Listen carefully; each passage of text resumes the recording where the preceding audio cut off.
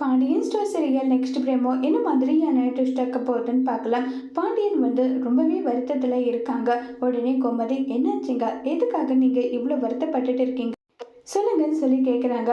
இல்லை, நகையை அவன் எடுத்துட்டான் கதிர்னு சொல்லிட்டு அவனை எப்படி எல்லாமோ காயப்படுத்திட்டேன். அதெல்லாம் நினைக்கும் போது மனசுக்கு ரொம்பவே வருத்தமாக இருக்குது. அதை நினச்சி தான் நான் வருத்தத்தில் இருக்கேன்.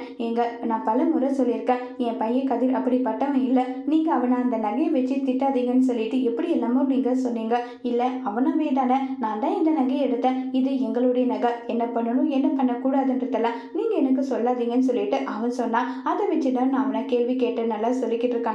எனக்கு என் பையனை பற்றி தெரியும், அவன் எப்படிப்பட்டவன் என்ன ஏதுன்ற எல்லா விஷயமும் தெரியும். நீங்கள் அப்படி பேசினது எனக்கே அந்த அளவுக்கு கோபம் வந்தது. ஆனால் பெருசுப்படுத்த வேண்டாம்னு சொல்லிட்டு தான் நான் விட்டுட்டேன்றாங்க. நான் அவன் மேலே முழு நம்பிக்கை வச்சிருக்கேன். செந்தில் சரவணை கம்பேர் பண்ணும்போது கதிரை பார்க்கும்போதெல்லாம் என்னுடைய சின்ன வயசு ஞாபகம், என்கிட்ட இருந்த வேகம், விவேகம், அறிவு, மற்றவங்களை டிஃபைன் பண்ணி வாழக்கூடாது, இது எல்லாமே என்ன மாதிரி இருக்கு என் பையன்கிட்ட.